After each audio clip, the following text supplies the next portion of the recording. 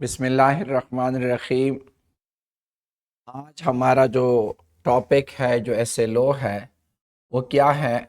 We need to justify what we need to justify कि दो the momentum of a closed system.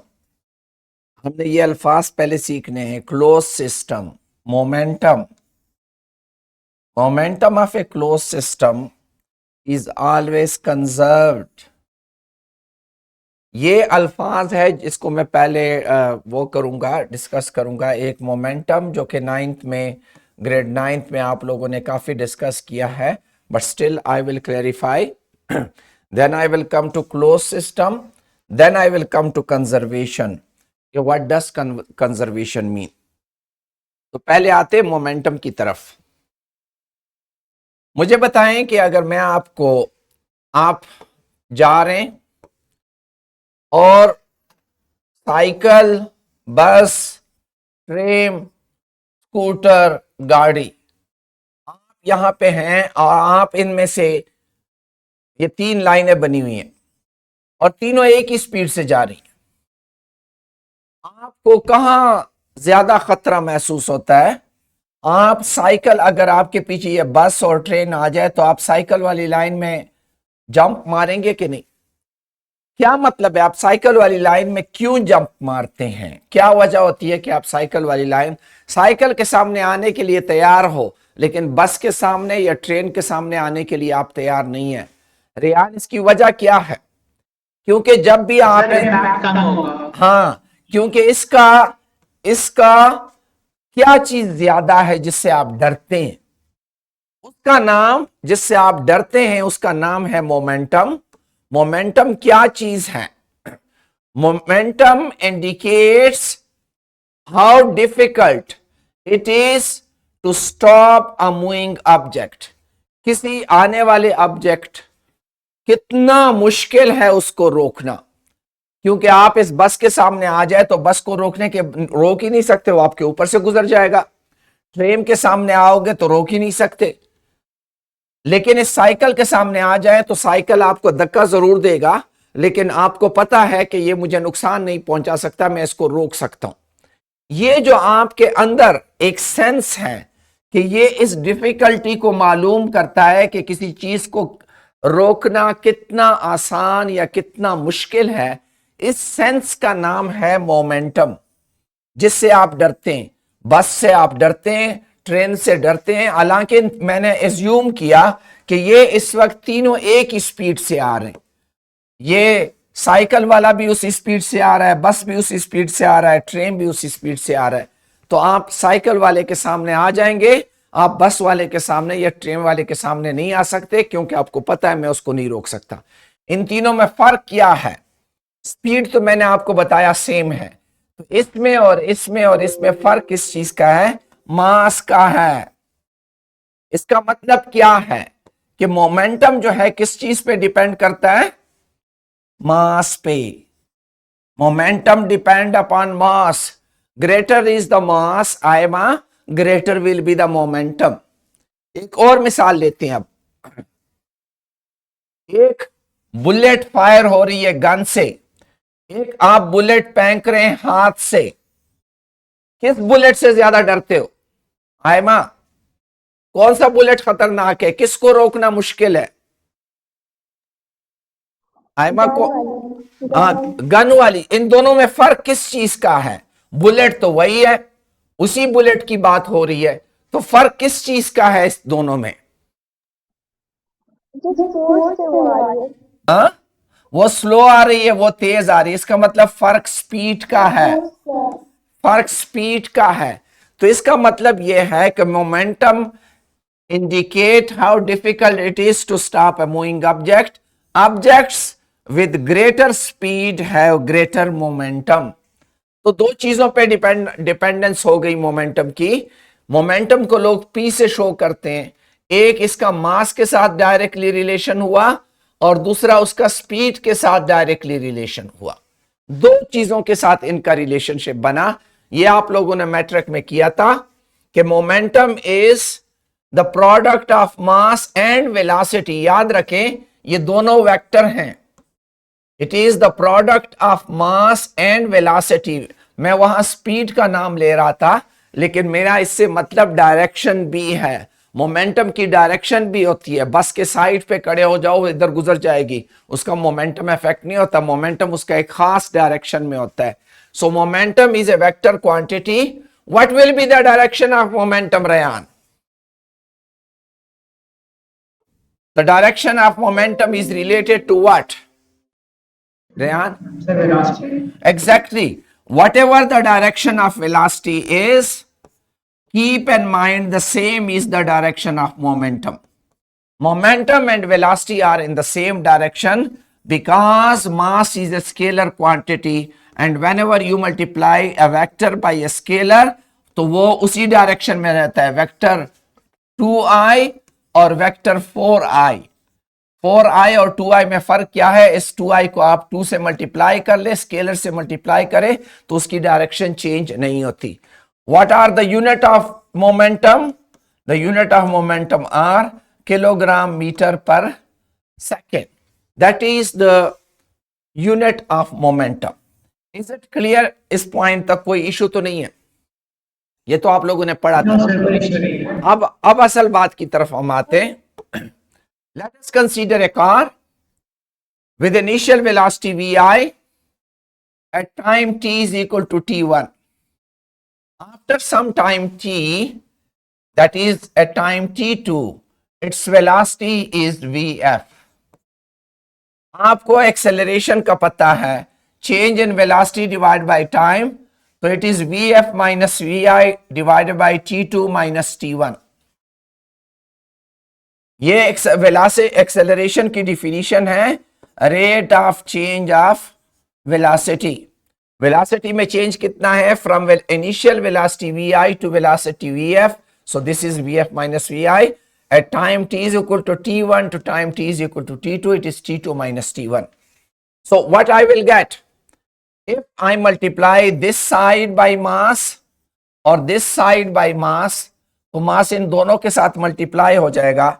इधर तो मेरे पास ma आ जाएगा और इस साइड पे क्या हो जाएगा? मास मल्टीप्लाई होगा तो mvf, और ये m इधर भी मल्टीप्लाई आएगा mvi, और नीचे जो है आपका डेल्टा टी टाइम आ गया। ये क्या चीज है Rehan? What is this? Momentum. कौन सा मोमेंटम?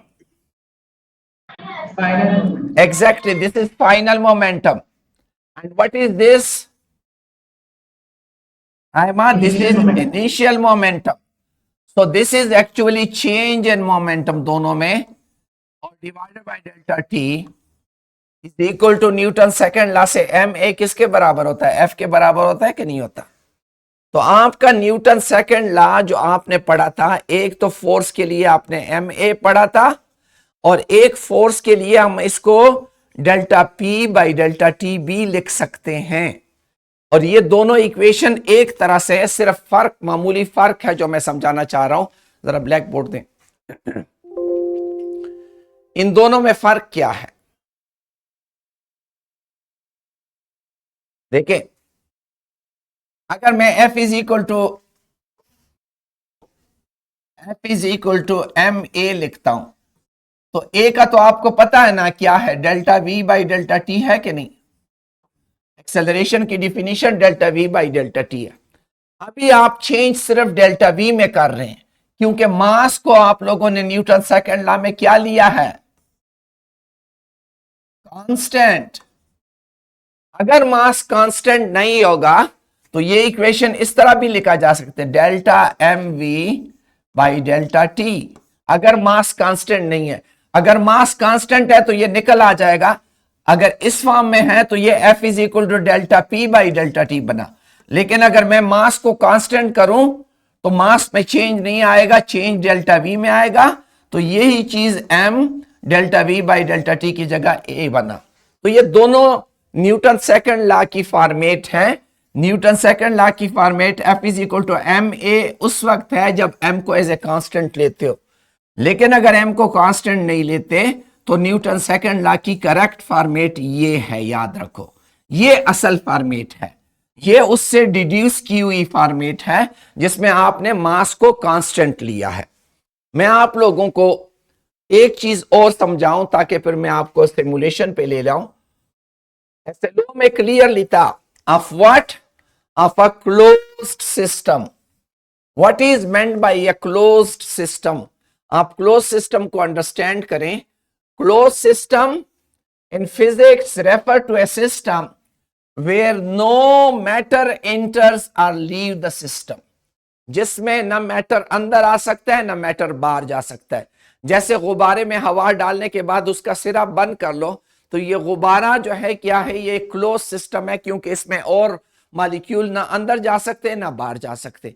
ऑल्दो इसमें जो है एनर्जी अंदर बाहर जा सकती है। आपको पता है गुब्बारे के अंदर हीट जा भी सकती है, बाहर भी निकल सकती है।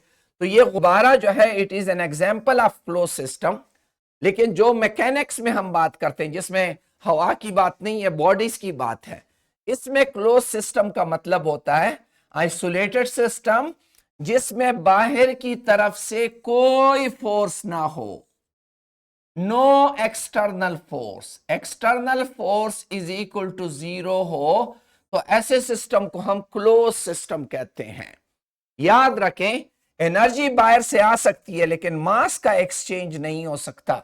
मैं अभी आपको सिमुलेशन पे बताता हूं कि क्लोज्ड या आइसोलेटेड सिस्टम का मतलब क्या है, जिसमें बाहर से कोई इंटरफेरेंस ना हो।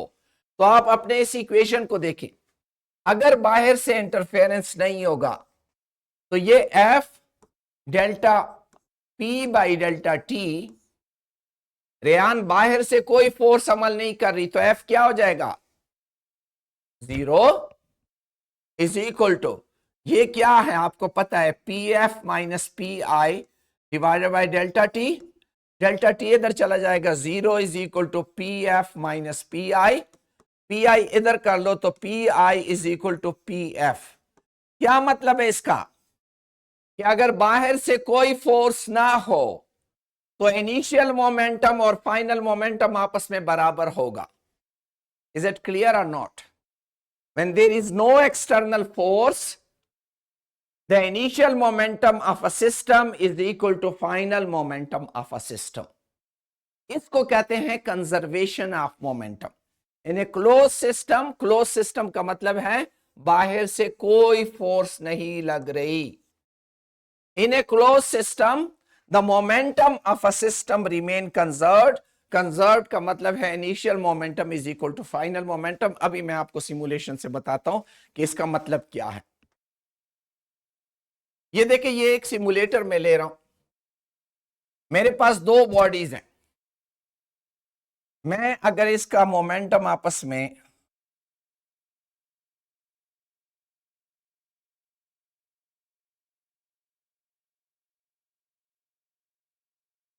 ये बहुत सेंसिटिव है, कैसे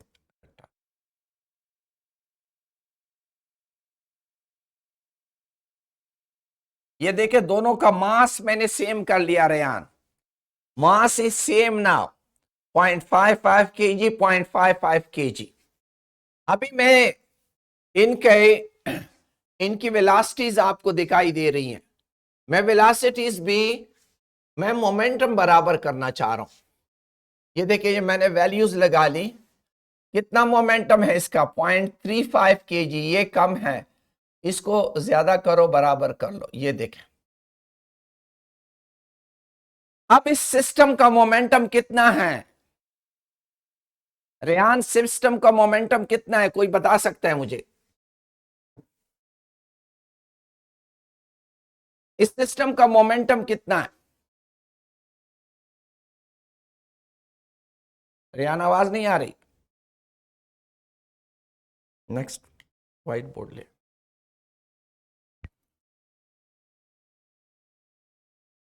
कोई मुझे बता सकता है कि 3i और -3i का रिजल्टेंट क्या होगा? सर 0। 0 एग्जैक्टली वेक्टर है। अभी आपका अगर मैं इसको इधर 3i करूं और इसको ये -3i हो जाए तो फिर भी रिजल्टेंट 0 होगा कि नहीं होगा? Yes, sir. होगा. इसका रिजल्टेंट और इसका रिजल्टेंट 1 होगा। अब जरा इसमें देखें, सिमुलेशन को देखें। अब ये मेरे पास मोमेंटम आपको नजर आ रहा है, एक मोमेंटम इस डायरेक्शन में है, दूसरा मोमेंटम इस डायरेक्शन में है। मैग्नीट्यूड में दोनों बराबर हैं लेकिन डायरेक्शन में अपोजिट है। तो टोटल मोमेंटम कितना हुआ? इस सिस्टम का टोटल मोमेंटम कितना हुआ? 0.35 kg I और 0.35 kg metre per second J। तो रिजल्टेंट मोमेंटम मेरे पास कितना है? इस वक्त इस सिस्टम का मोमेंटम कितना है रेयान? 0 0। ये दोनों वेक्टर्स को देखो, 0। अब ये दोनों आपस में टकराते हैं, देखें अब कितना मोमेंटम है सिस्टम का? रेयान फिर भी 0 है ना। देखिए ये इधर, रिजल्टेंट इसका क्या आएगा? नहीं समझ आ रही? बोलें। शाबाश, माइक क्यों ऑफ है? Yes, sir. Doubt. अच्छा, शोर है पीछे। देखिए ये मोमेंटम कहां गया पैर?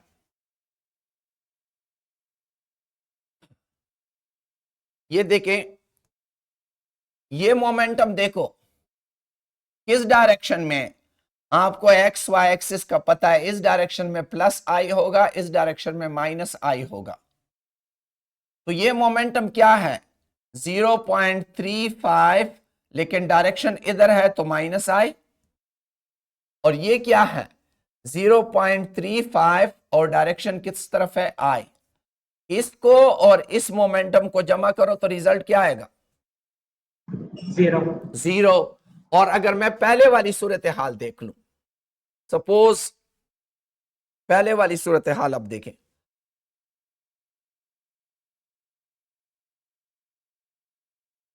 ये अभी मोमेंटम कितना है? अभी मोमेंटम बताए। इस वाले का क्या है? 0.35i है और इस वाले का मोमेंटम क्या है? -0.35i है।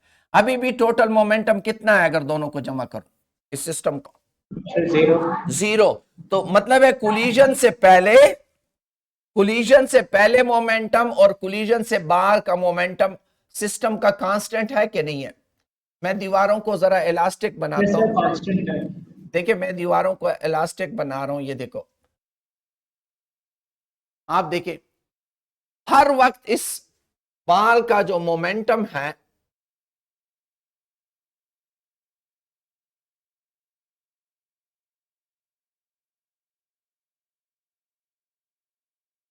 स्लो मोशन में करते हैं।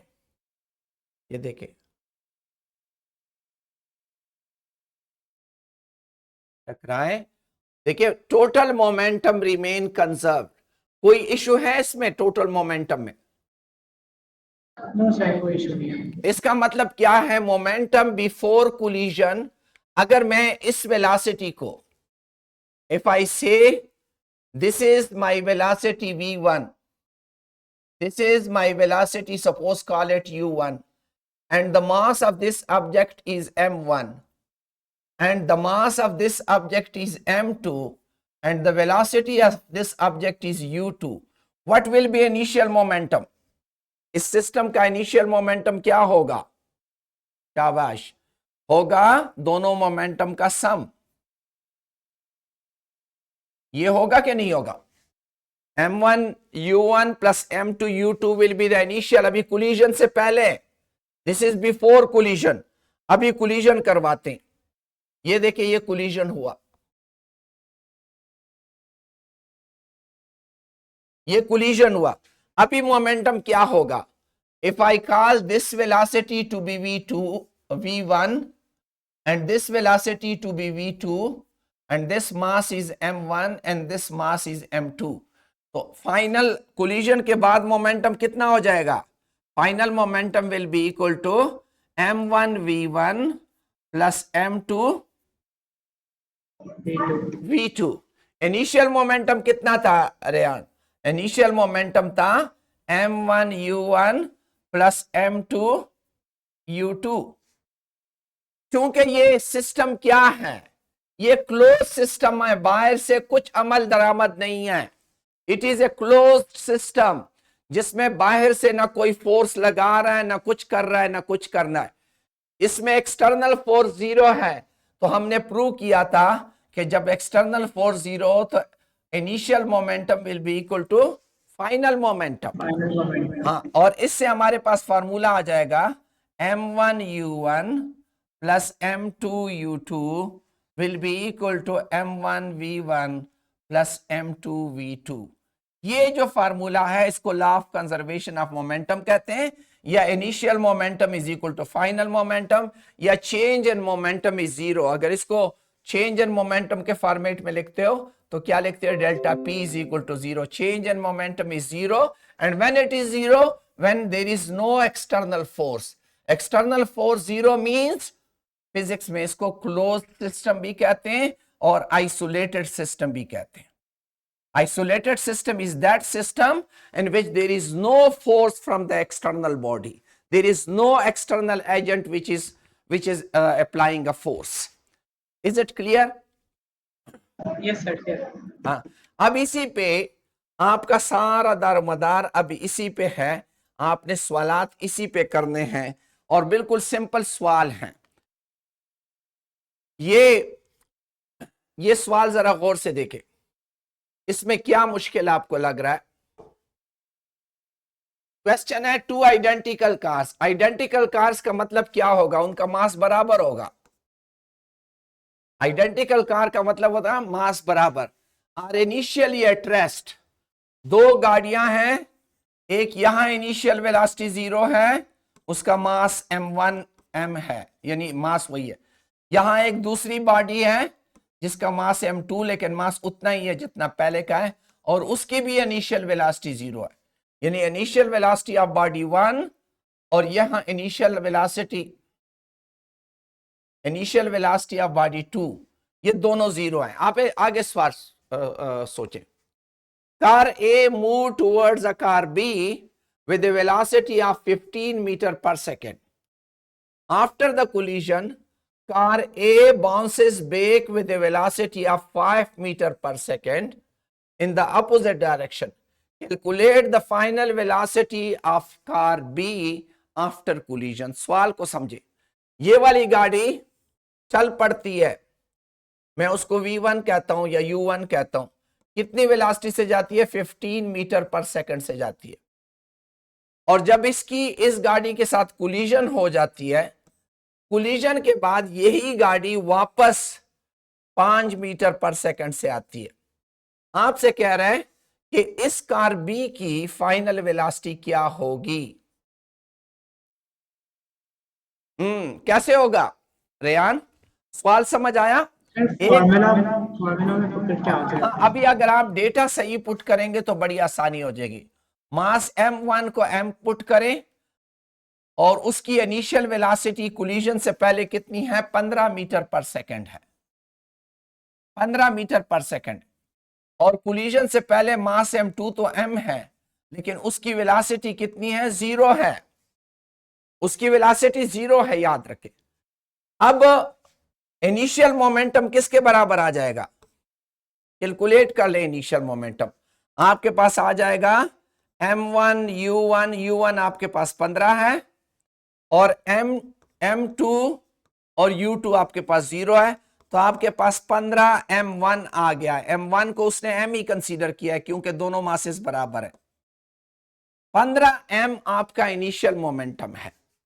फाइनल मोमेंटम आपका क्या होगा, जब यहां कोलिजन हुई तो एक मास इधर जा रहा है, एक मास इधर जा रहा है, क्या ये वेलोसिटी और ये वेलोसिटी सेम होंगे कि ये अपोजिट होंगे? साइन मुझे अपोजिट करना पड़ेगा।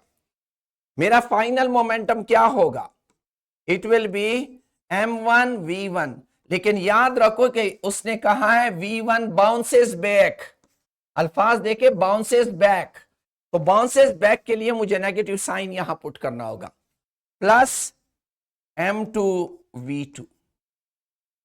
नहीं समझ आ रही, नया बोर्ड लाइन सर आ रही है। अब जरा कैलकुलेशन बाकी सिंपल है। मैंने क्या कहा, एक मास है,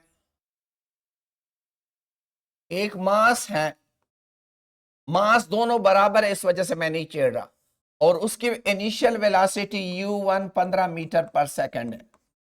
यहां दूसरा मास है, उसका भी मास m ही है, लेकिन उसकी वेलोसिटी u2 0 है।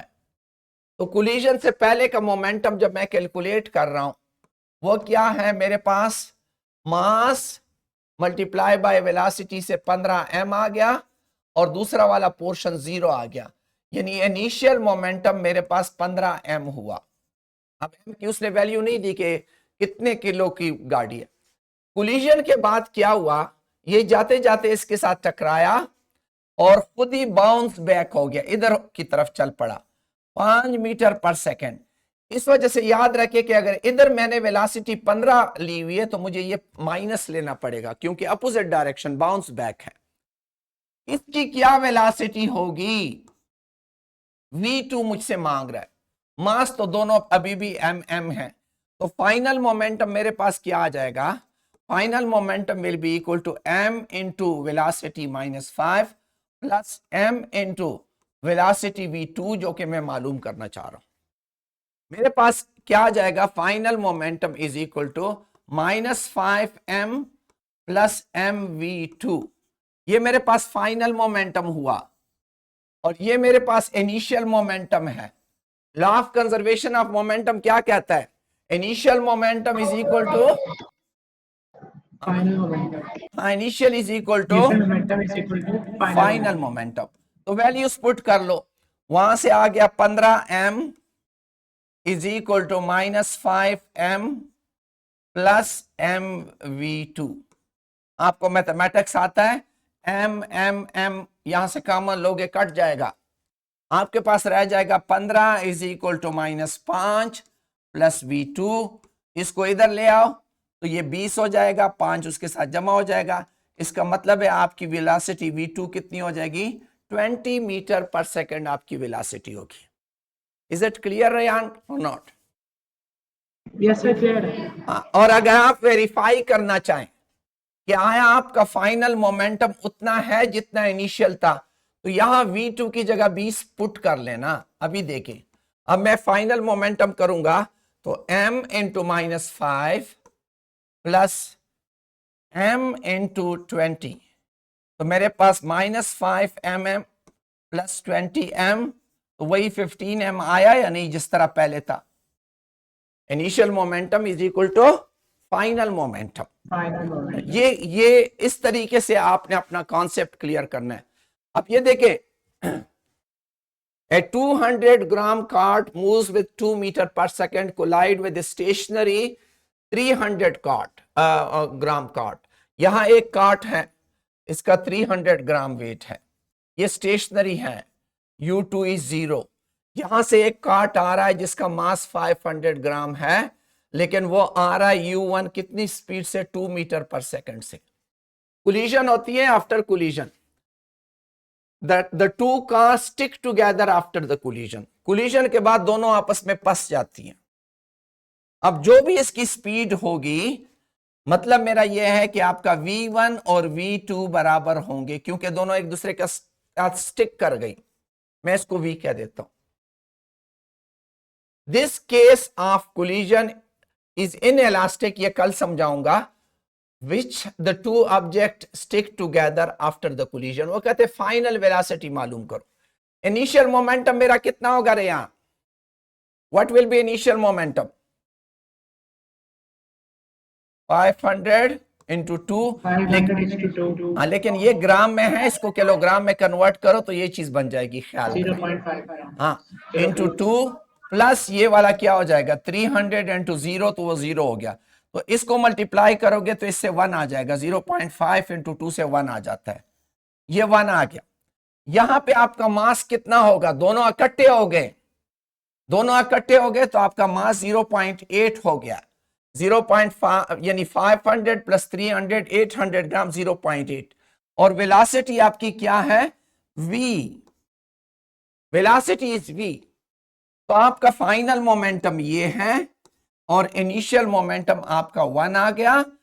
कंजर्वेशन ऑफ मोमेंटम के मुताबिक initial momentum is equal to final momentum, 1 is equal to 0.8 v is equal to 1 over 0.8, divide करें इससे जो भी वेलोसिटी आ जाता है 1 point something metre per second square आपकी वेलोसिटी आ जाएगी।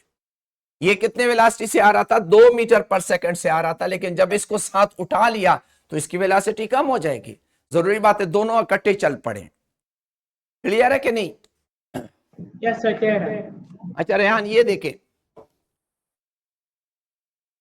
Velocity time graph for a body in motion along a straight line is given by this figure। ये ग्राफ है। The acceleration of a body at 5 second will be, 5 second पे, ये 5 second का point है, इस जगह पे इसकी एक्सेलरेशन कितनी होगी? What will be acceleration? What will be the acceleration? कैसे मालूम करोगे? Sir, v by t, 10 हाँ? by 5. तो पहले तो इस स्लोप मालूम करो ना, स्लोप मालूम करो। ये देखिए स्लोप कैसे मालूम करूंगा? अगर यहां से मैं परपेंडिकुलर ड्रा कर लूं तो ये मेरे पास डेल्टा टी हुआ 10 सेकंड, और डेल्टा वी मेरे पास कितना है? 20 मीटर पर सेकंड। एक्सेलरेशन किसके बराबर होगा?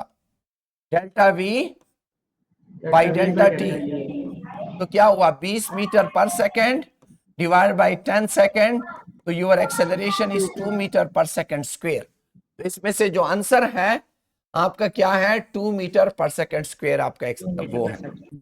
अच्छा, the displacement covered by a body in the first 15 second, कितना डिस्टेंस कवर होगा? मैंने आपको बताया था एरिया अंडर द ग्राफ। ये सारा एरिया कितना बनेगा? ये एरिया कैसे मालूम करोगे? कैसे मालूम करोगे? एक तो आपका रेक्टेंगल है, ये तो आपका रेक्टेंगल है,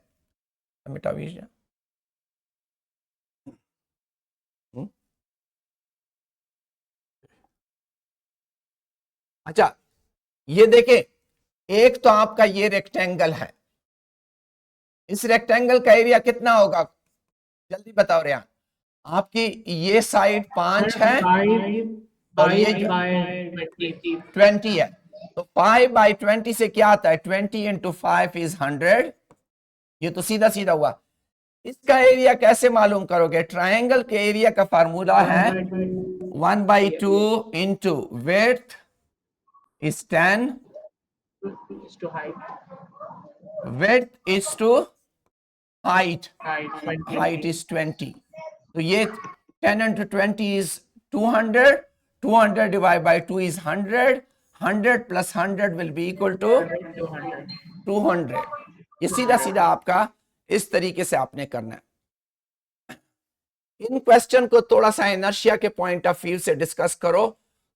आप लोगों ने प्रोजेक्टाइल के सवाल किए हुए हैं, थोड़ा सा इसको डिस्कस करो।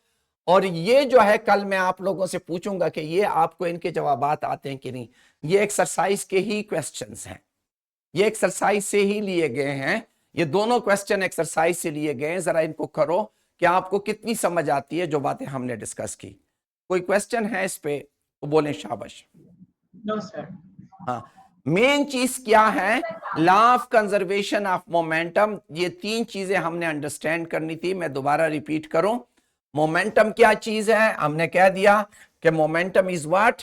Momentum is basically the product of mass and velocity, the product of mass and velocity. ये कर ले, हाँ ठीक है। The product of mass and velocity is momentum. The direction of velocity is the same as direction of momentum.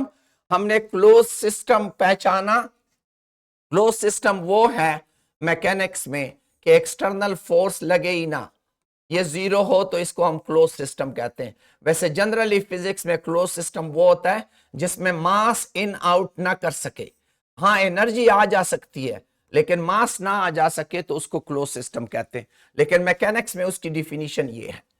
Conserved का क्या मतलब है कि आपका मोमेंटम में चेंज जो है, चेंज ऑफ मोमेंटम जो है वो जीरो हो, या इसका मतलब है initial momentum is equal to final momentum हो। अगर दो बॉडीज हैं और तो उसमें हमने क्या फार्मूला बनवा लिया, m1u1 plus m2u2, this is initial momentum, it will be equal to m1v1 plus m2v2। ये फार्मूले हमने इस्तेमाल किए। Thank you very much, thank you.